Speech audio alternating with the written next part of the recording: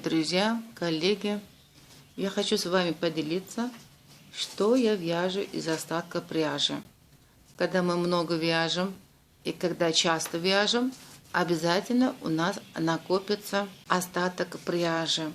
И это остатки пряжи могут быть по качеству акриловые, хлопковые, шерстяные, полушерстяные.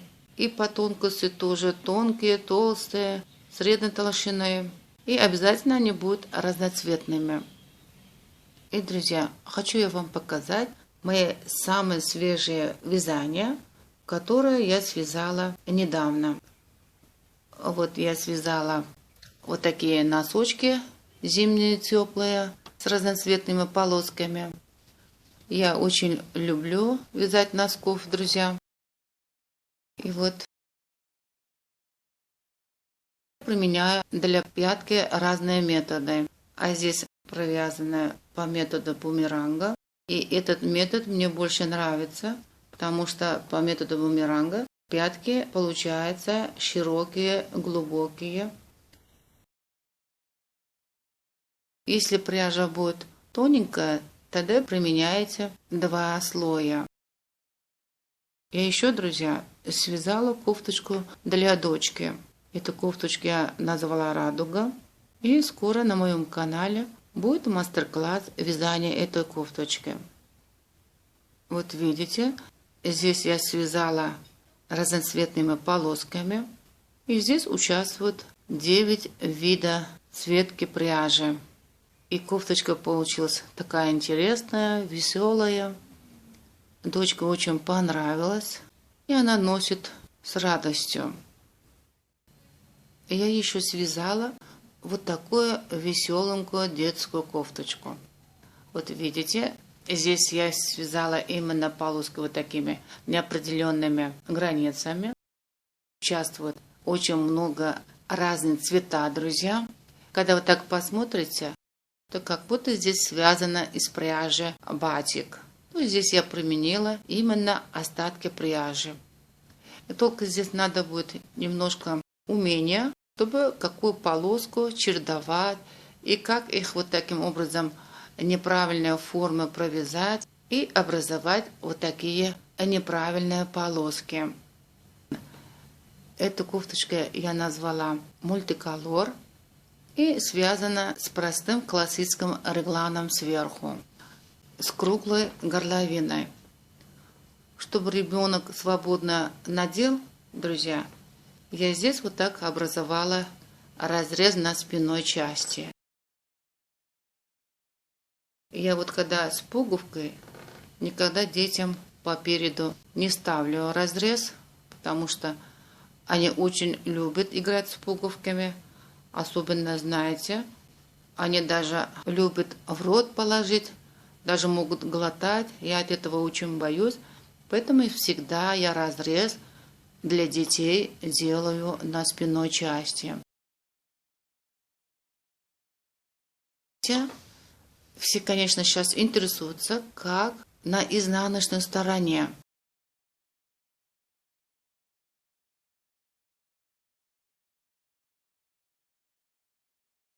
Вот видите, здесь мы оставляем вот такие кончики пряжи. Это не обязательно будет закрывать или куда-то прятать. Это вот так мы оставляем. И наша вязка не будет распускаться, друзья. И при одевании этой одежды они не будут мешать. Даже не чувствуется. Здесь никакого узла. Присоединения кончики нити не будет, друзья. Это все я вам на практике подробно покажу. И вот такую кофточку можно связать и для девочек, и для мальчиков. Даже пойдет для подростков. И для подростков тоже, думаю, получится очень модно, друзья. Еще можно связать для взрослых, и для женщин, и для мужчин. Давайте, друзья, коротко объясню о схеме вязания этой кофточки. В горловине берем 67 петель. Это, соответственно, будет 34 сантиметров. И эти петли делим на спинку по 9 петель. И всего 18 петель.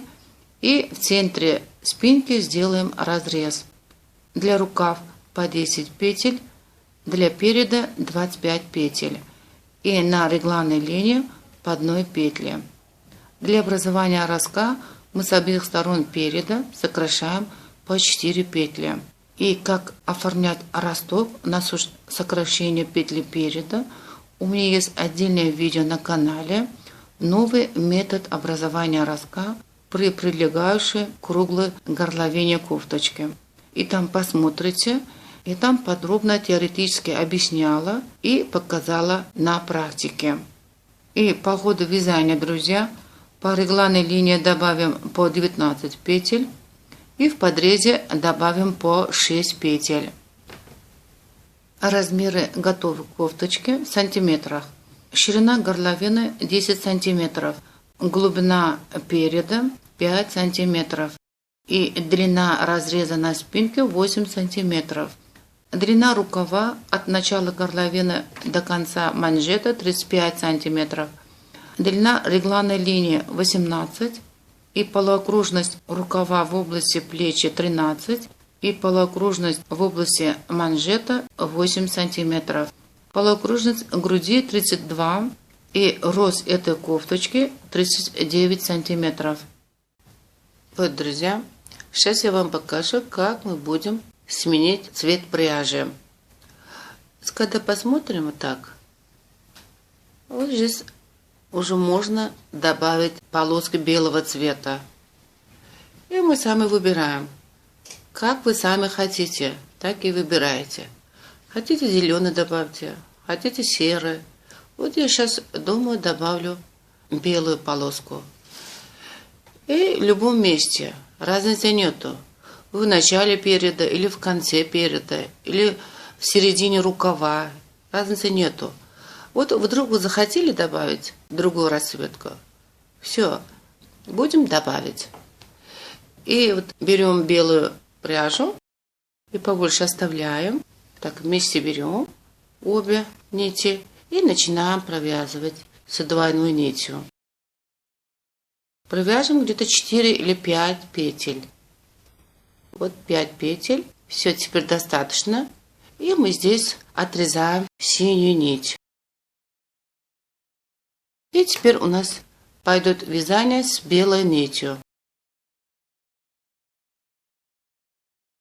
Мы здесь и закрепили наши кончики нити. Теперь они никуда не распускаются. Вот таким образом, где как хотите, вы будете поменять расцветку нити. В некоторых местах применяем вязание жаккарда. Вот, друзья, на изнаночной стороне кофточки получается вот так. От этого не бойтесь. Мы когда закончим вязание, просто эти нити немного так протянем и отрезаем, оставляя где-то 2 сантиметра.